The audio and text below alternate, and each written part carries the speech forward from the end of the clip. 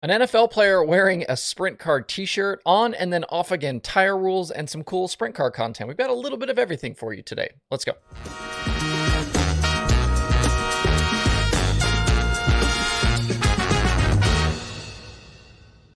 It's Thursday, October 27th. I'm Justin Fiedler. This is Dirt Tracker Daily. Every once in a while, we'll see dirt racing shirts end up in strange places in culture. Maybe not strange places, but at least unexpected places. And that happened yesterday. NFL free agent wide receiver Odell Beckham Jr. is currently rehabbing his knee after tearing his ACL during the Rams-Bengals Super Bowl earlier this year. He's hoping to get his knee healthy and get back to playing in the NFL sometime this season, maybe within the next week or two. That obviously takes a lot of effort and a lot of workouts to be able to get his knee back healthy again. On his Instagram account yesterday, OBJ posted a series of photos of him during a workout session, and you don't really notice anything out of the ordinary in the first couple of photos. But by the fourth photo, it's clear that he's wearing a Donnie Schatz t-shirt. The car image on the shirt has Bad Boy Buggies on the wing and Chevy Performance on the hood. It also has the World of Outlaws logo from before the Craftsman sponsorship began. So the shirt is clearly from 2015.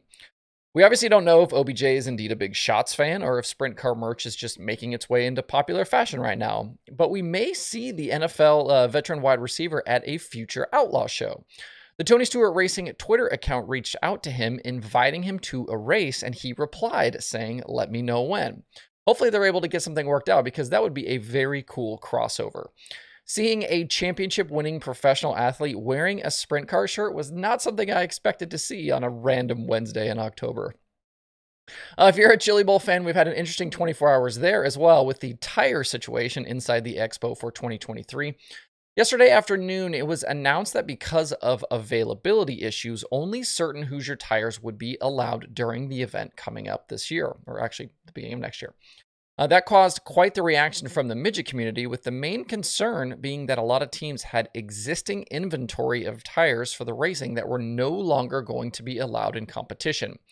But as of today, officials with the Chili Bowl have walked back that policy, saying in a release, quote, "We have rescinded the requirements for the rear axle, and any brand of midget racing tire will be acceptable for use during the 2023 event.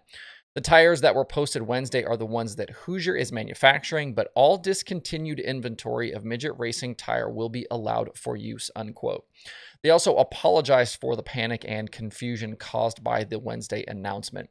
It's nice to see a situation like this where a decision is made but then changed after getting feedback from the community and kind of figuring out what's best for everyone involved. You can find more details on this announcement on the Chili Bowl or on the Chili Bowl in general over at chilibowl.com. But you don't often see something like this where a racing series or big event like this, officials will kind of make a big change after kind of getting that feedback from the community.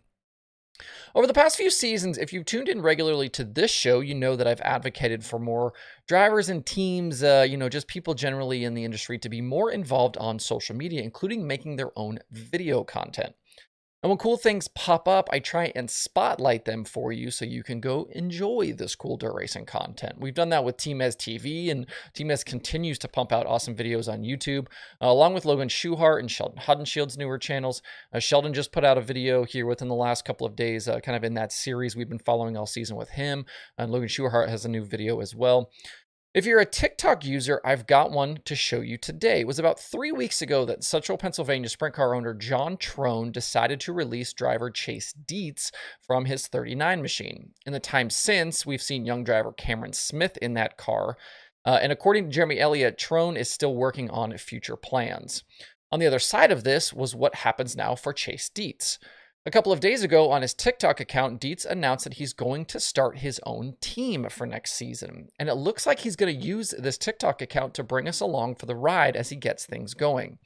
In more recent posts on the TikTok account, he showed us the shop he intends to work out of, and he's talked about funding and why this hadn't happened for him sooner.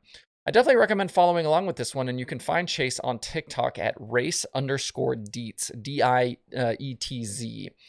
And if you're a racer looking to get more involved on social media, a situation like this is an awesome opportunity to build your own fan base. With Dietz, we'll get to watch him build this thing and really feel like we're on the journey with him. That's not something that can be easily manufactured from outside a team. And this is exactly how drivers and teams should be utilizing platforms like TikTok. You can also do similar short form vertical video on things like YouTube with Shorts and Instagram with Reels. And you don't need big fancy cameras. You don't need to edit anything. You don't need a whole lot of equipment. You can do a lot of this stuff on your phone pretty simply too. And it's low lift for someone that wants to get involved, but you can have big results. And with things like the TikTok algorithm, you can get a lot of viewership and a big following pretty quickly. Definitely something to check out. Looking around the country tonight, there is some dirt racing to check out. The final USMTS weekend of the season starts with a stop at Tri-State Speedway in Oklahoma before then moving to Lakeside Speedway on Friday and then 81 Speedway on Saturday for the season finale. Justin Sorensen enters the weekend with a 127-point advantage over Tanner Mullins for the USMTS Championship. Things look pretty good here for Sorensen. Mullins is the only driver with an actual mathematical chance at running Sorensen down. But even if he were to get 3 wins on the weekend, Sorensen just needs to finish basically in the top 15 each night. And according to the series, even a single top 5 run for Sorensen will lock things up over the next couple of days. Still plenty to race for, though, with each night paying at least $10,000 to win. One other modified show to check out this weekend is the Sooner Limited Modified Series at Elk City. They're racing for $5,800 to win on Saturday night with a total purse of over $40,000. You can find the Sooner Limited Modified Series over on Facebook. Also, tonight begins a big 2 weeks of racing at the dirt track at Charlotte. First up is the World Short Track Championship, which runs today through Saturday. And then next week, it's World Finals, obviously, for the World of Outlaws Sprint Cars, Late Models, and Super Dirt Car Series Big Block Modifieds. This weekend's World Short Track Championship features 10 divisions, and they should get something like 400 cars for the weekend. We'll see 604 and 602 Late Models, UMP Modifieds, Pro Mods, Mini Stocks, Hornets, Northeast Sportsman Modifieds, Thunder Bombers, Pro Stocks, and Street Stocks. This is a cool opportunity for some local racers to really get a chance to be on the big stage, but there will be plenty of notable names in attendance. Chris Madden is expected to run a modified, as is NASCAR driver Justin Haley. And somebody to keep an eye on is World Racing Group CEO Brian Carter. He's run a pro stock in the past at this event and a few others, and he's going to do that again this weekend, but he's also going to compete in a Crate 602 late model. Absolutely love the boss guy here going racing.